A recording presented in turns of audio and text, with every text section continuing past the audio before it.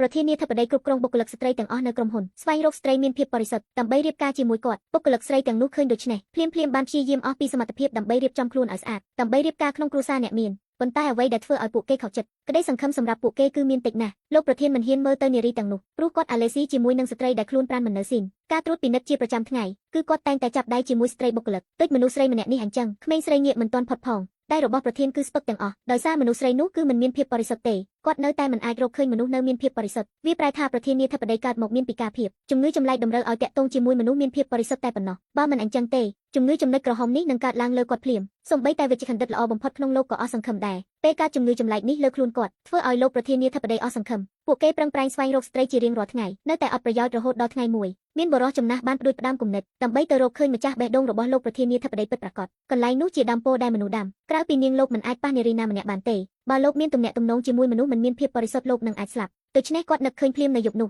កាលពីឆ្នាំមុនក្នុងចិត្តខ្ញុំគិតពីរនាក់ខ្ញុំត្រូវតែស្វែងរកនាងឲ្យតតែឃើញត្រូវតែស្វែងរកទូទាំងពិភពលោកក្មេងស្រីជាគូព្រេងប្រធានាធិបតីនេះវិញក៏មានគំនិតដូចគ្នានៅពេលនេះព្រោះយប់មិញនាងដេកសុបិនឃើញថានាងចិត្តបានប្តីហើយក៏បាត់បង់វេទមន្តទាំងអស់ជារៀងរាល់ថ្ងៃនេះនាងចិញ្ចឹមកូនឈួត5នាក់រហូតមកដល់ថ្ងៃនេះពួកគេបានបំបែកឆ្នាំងទឹកមួយលោកតាខឹងខ្លាំងពេកក៏ដេញពួកគេចុះពីលើភ្នំហើយក្មេងស្រីបានបាត់បង់ការងារដែលមានស្ថិរភាពដើម្បីចិញ្ចឹមកូនទាំង5នាក់នៅអ្វីដែលនាងធ្លាប់បានរៀនជាគ្រូទីពីមុនមកនាងត្រូវបានគេជួឲ្យមកទាឲ្យលោកប្រធានាធិបតីអ្នកមិនដឹងថាអតិថិជនរបស់អ្នកចាំយូរប៉ុណ្ណាទេផ្លូវទៅចង្អៀតខ្ញុំត្រូវប្រើពេលវេលាយូរទម្រាំមកដល់ទីនេះហើយអ្នកចង់រកស្ត្រីជាគូព្រេងរបស់អ្នកមែនទេដូច្នេះតើអ្នកមានថ្ងៃខែឆ្នាំកំណើតឬអ្វីមួយការប្រើប្រាស់ផ្ទាល់ខ្លួនរបស់នាងទេខ្ញុំមិនស្គាល់នាងទេក្មេងស្រីបានឃើញថាប្រធានាធិបតីមិនបានផ្ដល់ព័ត៌មាននាងឃើញថាអារម្មណ៍របស់លោកប្រធានកំពុងអស់សង្ឃឹមនាងមិនបានតម្រុយពីលោកប្រធានបន្តិចទេប៉ុន្តែសំណាងល្អដែលនាងមានសមត្ថភាពក្លាហានបន្ទាប់ពីសម្ដែងវេទមន្តនាងយកត្រីវិស័យហើយចាប់ផ្ដើមស្វែងរកបានរកឃើញហើយ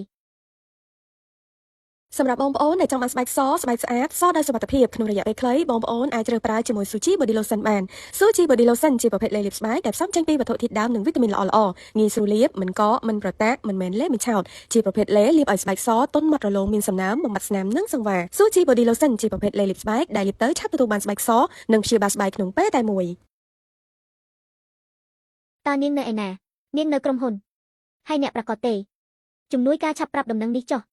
ឆាប់ទៅហៅស្ត្រីទាំងអស់ជាបុគ្គលិកក្រុមហ៊ុនរបស់ខ្ញុំចង់រកគូព្រេងរបស់ខ្ញុំឥឡូវនេះស្ត្រីនោះកាលពីឆ្នាំមុនខ្ញុំមិនដែលរំពឹងថាស្ត្រីនោះនៅទីនេះទេលាក់ខ្លួនក្បែរខ្ញុំរងចាំខ្ញុំរកនាងខ្ញុំត្រូវតែសម្លាប់នាងលោកនិយាយថាឲ្យខ្ញុំនៅកណ្ដាលមុខហើយខ្ញុំមិនដឹងប្រាប់គាត់ថាម៉េចទេខ្ញុំគឺជាមនុស្សដែលប្រធានាធិបតីកំពុងស្វែងរកខ្ញុំបារម្ភពីសំណាងអាក្រក់របស់ខ្ញុំណាស់ពួកគេបានស្វែងរកឪពុករបស់ខ្លួនថ្មីទាំងនោះមានសមត្ថភាពខុសគ្នាហើយចាប់ផ្ដើមស្វែងរកប៉ារបស់គេឪពុករបស់ខ្ញុំគឺជាម្ចាស់ក្រុមហ៊ុនឬក៏ជាមហាសេដ្ឋីមានអាយុ31ឆ្នាំនិងកម្ពស់1.87 រូបរាងស្អាតហើយនិងមានទ្រព្យសម្បត្តិរាប់លានដុល្លារអូព្រះអើយនៅពេលនេះយើងកំពុងមានសំណាងហើយទទួលបានអាហាររយៈពេលវែងទៀតអញ្ចឹងបងទាំងអស់គ្នាតោះយើងទៅរកប៉ាឥឡូវនេះមិនអាចទៅឥឡូវបានទេពេលម៉ាក់ទៅក្រៅម៉ាក់ណែនាំថាមិនឲ្យអ្នកណាចេញក្រៅទេ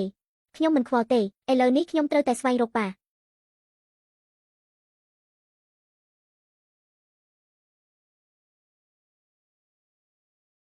ឪពុករបស់ខ្ញុំប្រកាសជាមានទ្រព្យសម្បត្តិច្រើនអាគារនេះប្រណិតណាស់